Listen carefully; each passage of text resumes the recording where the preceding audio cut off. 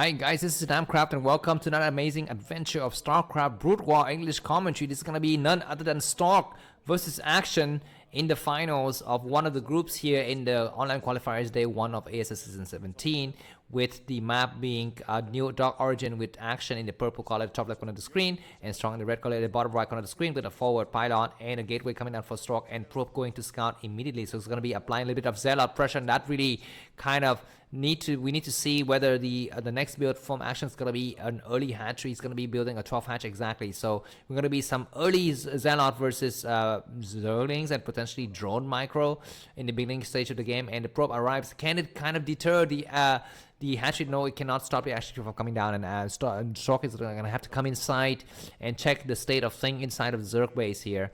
And yeah, I really love Stork. If you've watched my videos and you followed me from like 2-3 years ago, you know that Stork is my second favorite player after Jangbi. Of course, I'm a Protoss player, so I'm a little bit biased. So maybe I should not be biased and tell you who are my favorite Zerg and Terran players. My favorite Zerg player is Shine. Not because it's good, but because it's hilarious. And my favorite Terran player, do I have a favorite Terran player? I think I like Royo. I think Royo always shows a kind of really nice intensity. I mean, of course, sometimes he's very, very clumsy and kind of bash, not really thinking straight. But I mean, that's part of you, because Royo is one of the younger players among the pro gamers. So that's right. My 3 favorite players of the 3 races is Jangbi, Shine, and Royo. That's it. So who are the 3 players that you like the most out of the 3 races? Of course, everyone would like to say Flash. I actually don't like Flash. Of course, Flash is the best player. Don't get me wrong, but the fact that you like somebody is not only because he's good, right? Because if that is the case, everyone would love Barcelona. I think some of you might have a disagreement with me there, but what I mean is that sometimes you like a club, a sport club, or a player because there's some kind of association and some kind of linkage of memory that you have with that player in the past, and not necessarily because that player is good, you know. So that is something that I think about as well. Anyways, Zerling coming out, and Zerling speed is being upgraded on the spawning pool, so Stork's gonna have a hard time ahead of him. He's gonna camp one of his Zealot at this expansion. I don't know if it's a good decision or not, because a lot of Zealots are coming to the Zealot's going to be hiding in the mineral patch here. He sees the drone comes down, so he knows that he was going to have a bit of time here to try to take out that hatchery later, or to kind of poke on the drone so that he cannot take out the hatchery by himself. But the Zerlings are returning. They're going to meet the probe right in the middle, starting to pay attention. He pays attention. He pulls the probe back, so that's good. Sometimes even pro gamers forget that there's going to be danger lurkings under the, you know, whatever, the bridge or the you know, the ramp or whatever, right? So that's something that you have to always be mindful of. This probe is diving and driving and, you know, just like doing a lot of work here in the back by keeping the Zerglings busy and making it look like, you know, Action is a noob here. 3 more Zerglings decided to move out because Stork has closed his gap with a forge, and he's gonna be feeling just fine. The probe is still alive. Oh my freaking god. But the Zergling speed will be picking up soon, so Action is a guy who likes to go for mass Zerglings, man. So keep that in mind. And Stork has faked a move out, guys. He faked a move out. He's gonna move all of his Zealots back, and that's gonna force Action to make a lot of Zerglings. Even Zergling with speed is gonna come out, I think. Did he cancel his Zergling with speed upgrade? I don't know. Anyways, Stork could not see the expansion getting set up here. So anyways, a lot of Zerglings are being built, and Stork won't mind that because he's staying at home. So the only thing he lost is, like, no, he didn't lose anything. He lost only 1 probe. That's it, because he's Zealot, and the 3rd base of Action is still alive, and it can do a lot of damage. Okay, looks like Zerling with speed has just completed. So Stork's gonna be very careful. He sees the Zerling with speed completed now. We are seeing some kind of crazy surround. Do probe need to get pulled or not? Forge is upgrading, which is a good idea. Starting to pull back the weaker Zealot and go for the stronger Zealot. Probes need to get pulled now. He needs to pull by some of the Zealot. He loses 2 of the Zealots. Oh my god, he's got a nice block, but now surround from all sides. Stork's going to be losing. He needed to pull a probe a little bit earlier, but now it's going to be GG from Stork, and it's going to be Action who's going to win the first game. Thanks for watching. See you soon. Bye-bye. Hi guys, this is Starcraft and welcome back to another series of amazing Starcraft games. It's going to be Stork versus Action once again. Game 2, played on the map Apocalypse. After that kind of let down in the first game, Stork's going to have one more chance to fight to get his early ticket to the round of 24. Otherwise, need to fight once again on daily day 2 of online qualifiers. We're seeing Pylon first from Stork and a spawning pool, 9 pool more precisely for Action, and Stork is scouting in the wrong direction. He's gonna be doing fine though, unless he decided to go for pylon and the nexus. Sometimes we see that happens, but on 3-player map I think we less likely see that. But anyways, Stork is gonna be feeling a little bit pissed off that he doesn't find his opponent. On this side of the map, he's gonna try again on the other side, and looks like Stork is saving up his money for a nexus. Why is he not sending his probe out? Oh my god, he's not sending his probe out, and 9 poo is incoming. This game might end a little bit prematurely, I think. Okay, now he sends the probes out. What is he making? What is he making? He's gonna make a spawning pool gateway. Looks like a gateway. Okay, spawning pool. Okay, that's no, spawning pool. Excuse me, forge. What is this spawning pool? Because the only thing that's on my mind right now is the spawning pool, because that's gonna be one of the hindrance factor to Stork's ascension to the round of 24 of this this upcoming Starcraft tournament, ASL S17. Anyways, we have a drone coming out and 6 Zerglings as well. Action's gonna plan down his drone here, and yeah, Stork is gonna be feeling a little bit hard pressed. He needs to make a cannon now. The Zergling's already morphed, and his cannons are only making now. Did he make 2 cannon or 1 cannon? I don't know. Anyways, very, very good probe stop action on this middle area. Try to stop the Zergling and slow them down as much as possible. He needs to block it with something else. He needs to send out some gateway maybe. Looks like he blocked his choke with a gateway, which is good, but the Zergling might still get inside. He's putting out some probe, man. He's defending with all of his life. The last time he tried to pull his probe, he pulled really late. He needs to pull faster now, and his pulling is okay. He's losing 1 probe.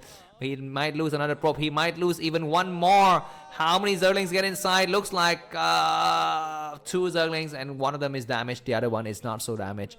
Anyways, probe sees the situation that he's in. He sees that his enemy is gone from that hatchery. He needs to scout now. Looks like 2 of the probes are dedicated permanently to attack the Zerglings here. And Stork doesn't have an expansion. He built 2 cannon, but he doesn't have an expansion, guys. This is so bad. His enemy's got 3 hatcheries, and Stork doesn't have an expansion. And he's gonna be forced to pull 1 of his probe back. But anyways, the game is still ongoing. He needs to micro a little bit better with his probe and focus on the weaker Zerglings, and not just attack any random Zerglings. And he's gonna try to do that. At least Stork is able to see that his enemy's got no tech, so that's good. And Stork is saving up his money for an expansion. Now he's making a Zealot first. He's making a Zealot first. Why? I mean, I understand that you're trying to get back in the game by going for harassment with the Zealot, but I don't really approve of that decision. But anyways, now it looks like these Zerglings are going to try to attack, and Stork pulls way too many drop probes, and that was a terrible pull. Why did he pull like 6 probes when you know that the Zerglings can run away like really easily? Anyways, we're seeing a Zealot that moves out, and that is just a feint. Because Stork knows that his enemies produce additional Zerglings, so that's not good. Anyways, gonna maybe send his Zealot back at home. That's gonna be the better decision to do. Stork, I think, is behind Miles and Leaks, man. I mean, I don't understand the supply count now, because Stork is still 824 and Action 20, but I would say that Action is way ahead. He's got 3 hatcheries. Now the question is, what tech would a Zerg player go for? That's gonna be the question. 3 hatch Hydras is an easy solution to a grade 1 mathematical question, so that might be what Action does. But Action is also known as a noble Zerg. He's the Zerg player who likes to go for something that once upon a time was known as lair. Now we don't have those things anymore. That has become extinct in PvZ. But in the old days, Zerg players used to make the lair, guys, believe it or not. But now they only make Hydrodent. But anyways, the Zealots have arrived here. We have only a Zergling. What is the Zealot doing? Why is it going all the way inside the main? That is a good decision. He wants to see what kind of tech his enemies got. With that is even more important. Okay, now he see that the Spire is started. He's gonna attack him. Micro the Zealot, man. Don't just randomly attack the Zergling. Attack fullback is what I would tell Stork. He's gonna attack the Zergling first and take it out. Yeah, he doesn't take out the Zergling, but he's gonna attack the Zergling behind you. Okay, he's gonna finally take out that Zergling. Gonna go and hide in the corner. If he can survive a little bit longer. Let's see if the Spire is gonna be faster than the Corsairs coming out here. Yeah. Okay. Looks like these two Zerglings are really annoying, and a single Zealot is not able to take them out. So that's very, very sad to see that happening to Stork. Stork is still only ahead by about 4 supply. He loses 1 more drone. Oh my god. Okay, looks like 2 Zealot comes out to Stork to attack this base, but we have 8 Zerglings in position. And so, yeah, Stork's going to lose both of his Zealot. He's going to hide 1 in the corner or trying to take out some drones. Maybe it looks like Action's not paying attention. Is Action paying attention? He's not paying attention. He loses one drone. He loses another drone. Oh my god, Action not paying attention. He loses 3 drones. One more. He's running for his life, the drone, but he loses 3 drones. And Stork got back in the game a little bit by a misclick, a kind of not paying attention by Action. And now we're seeing finally all of these zerglings inside of Stork's base died, and we're seeing double Stargate. This is a very popular build in PvZ in 2024. When you know that your enemy is gone for the Spire, just go for double Stargate to pump out a lot of Corsairs. Now the counter for Zerg player is to just make a couple of Scourge, or don't even make Scourge, man. Just don't make anything and go for Hydralisk. Of course, you don't know if your enemy is gone for Stargate or not, so you need to make something to start. And that's exactly what Action's doing now. He's gonna check inside the main. The Corsair need to get pulled back a little bit, because one cannon is not enough to hold the Corsair. Oh my god, group your Corsair together. Whoa! You freaking Stork, what are you doing? I cannot believe it. He's got all the time in the world to micro his Corsair, and this game needs to get voted the worst game of this year if Stork loses, because that was like Jae Hyun's level of badness. And here I don't mean bad as in like bad boy, I mean bad as in like bad grades. Stork has received really bad grade on his Corsair 101 class, and now we're seeing okay, not revealing the second Stargate, so that might force Action to make more mutualists, which is exactly what Stork wants. And finally the Corsair is gonna see that there's a second Stargate here, so that's good. Anyway, Stork's supply is now 61, Action 49, and missing a single Corsair is going to delay the move out timing of that Corsair fleet here. So many Hydras are amassing already, and Action has read the game correctly. He's not going to make any more Mutualists, or Scourge is going to make only Hydralisk, and the Corsairs are even missing the Hydralisk. They need to see the amount of Hydralisk in this area, and they see now. So Stork will need to stop his production of Corsairs, because there's no damage that can get done, and he needs to transition into High Templars and Dark Templars maybe. But for the time being, Stork is going to try to destroy, find some Overlords to destroy, but they are all on the left side. There's nothing on the right side, and yeah, when you play double Stargate, you need to find Overlords and kill them. If you cannot kill Overlords, you basically lost the game, basically. Yeah, so anyways, the Overlords are all on the left side. Stork, we need to go over there now with his forces, and to make some Dark Templar maybe. Okay, looks like he's gonna start to move out with some of the Zealot. Look at how small force the force of Stork is. It's very small, very, very small. Corsairs is about 6. He comes out, and Overlord is have speed now, but the first Overlord will get sniped. Look at the Scourges in the back. Very, very good for Stork to not lose any of the Corsairs. But that Hydralisk fleet is getting to look very scary. Stork is going to check out what's happening inside of Action's main base. There's a drone coming out for a new base. Does Stork know about it? He might, if he pays attention to the minimap, as well as to his own map here. 6 Corsairs still being, very, very nice. But Stork, it's going to be time for him to start to find out his Corsair and look for stray Overlord. There's so many stray Overlords on this map, but Stork doesn't know. And he doesn't send out his Corsair to check. Another hatchery goes down. Stork is going to go over there now to see, do we have drop? Looks like some of the Overlords are getting ready for some kind of drops. And Stork sees a new base. Stork knows. He's going to send his Zealot over there. And so we have some Hydras coming out, but the Hydras are missing the Zealot here. We might have a base straight though. The Hydras coming from the back. The Corsair will be looking for some Overlords while the Hydras are out of position, and that's going to be a nice timing, but some Hydras are still behind, so that's not good. Zealot don't have speed. Okay, now the Zealot have speed. They need to run for their lives. What is Stork doing? He engages and pulls back, then engages and pulls back. What a kind of hesitation do we see here from Stork. That's not good, and Action is going to be up 4 base. We have a single Dark Templar walking through every goddamn thing, which is a good idea. But now Stork's gonna get boxed in, man. He's gonna be completely contained here.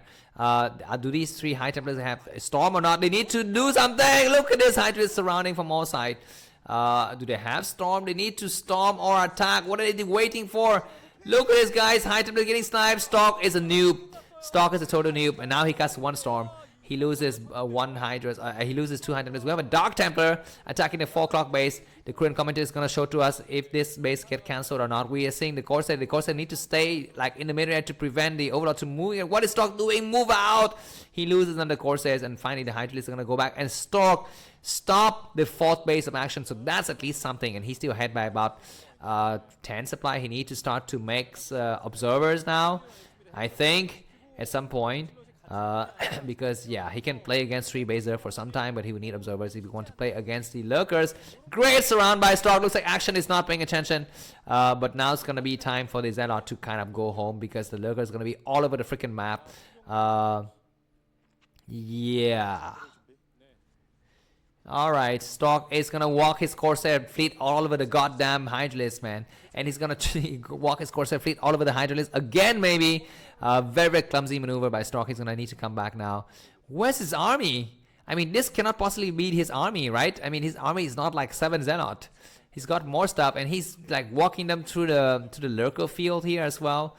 Okay, observatory is only now being produced, so Stork, we need to think about what to do next. Dragoons are coming out. He need to secure this area right in front of his expansion. If he gets boxed in by the lurkers, it's over. So that's something that we need to think about in the next part of the game. Zelle is going to be hiding in the bottom left corner of the screen here. The lurkers are going to be positioning on the high ground. That's a mistake by Action. I think they actually need to come down low ground a little bit because right now Stork doesn't have observatory. But of course, oh my God, Corsair getting destroyed. Start not paying attention. These old grandpapa dinosaur toss. Not paying attention at all. We have a shadow coming through. Not so sure what's inside the shadow. Maybe some Dark Templar. But yeah, that's gonna be the end of these Zealots, and Stork is losing so much supply. Action 118, Stork 114, and the Overlord even sees the shadow. It's gonna be time to make some Scourges. Maybe some Scourges are already on the way. We see the Scourges moving out now to intercept, and the shadow is going to die. Yeah. What can Stork do? He's gonna drop something. Oh my God, he cannot even unload the cargo. What? What are you doing, Grandpa Dinosaur? What is this? This game is so bad. This game is so terrible. Okay, anyway, Stork comes out now, and after losing like 5 Dragoons and 2 Zealot to a single lurker, he pushes forward and gains a high ground advantage. But Action says, you know what? Okay, I give you that small victory because I'm gonna win the war. Stork's got no High Templars. Where's his High Templars? I don't even see a single High Templar anywhere. Drone's getting transferred to the new base, and Stork is gonna send a Zelle out there. He sees that the base is there, so if his shadow has been used to drop that base, it would have been a lot more successful, but now he doesn't know. Now he could have not known. But anyways, Stork is gonna use a confusion philosophy here, which is offense is defense. If he can attack and try to take out the 1 o'clock base, then he can also save his 10 o'clock base. But a lot of Hydras is amassing this area. Stork is holding this middle ground, but he needs storms. He needs those high, magical spell units, because he cannot survive on just Zealot. He has 1 single High Templar. How can he survive with just a single High Templar? That's freaking ridiculous. I mean, if it was snow, he would be having like 5 or 6 High Templars now. But of course, that shows the skill difference between the best Protoss player right now and an old grandpa Protoss. And yeah, Action is just making sure he can keep his area of the map secure. He might even take an expansion soon. And Stork finally reveals his single High Templar and doesn't even have energy upgrade. And yeah, the Zerling is allowed to live for way too long. And you know what's during this time, Action can drop. Drop would be a great idea, because that's gonna stop any kind of harassment going to his 1 o'clock base. By dropping, you force the Protons to stay home, and you can assault the other areas. Anyways, the major battle begins now. Stork have 2 High Templars. We need to pull back the army on the right hand side, and he does pull back. He's gonna focus on the southern side. 1 more storm can get deployed here, morphing into Archon. Zealot are way too far forward. Dragoon need to hold the fort, and so do the Zealot. The Overlord is buying a lot of time, and that is a beautiful storm. The Archon is acting as a natural shield here, but so many lurkers surrounding from all sides. Ladies and gentlemen, the game is gonna go to Stork, because yeah, Action's already won one of the first game, so Stork is gonna have a chance to fight back. I think in day 2 he's got 2-3 High Templars now, but the Observer is the only thing that keeps him alive here. The Observer gets sniped, that's it. So many Hydralisks. 1 storm is great. Another storm is gonna get casted soon, and that storm is also great, but just so many Hydralisks. This is like Sauron style Zerg here. And ladies and gentlemen, it's gonna be Action who qualify early for the next round of ASL round of 24. Thanks for watching. If you like this video, buy me coffee. The link is in the video description. Have a good day. Bye bye.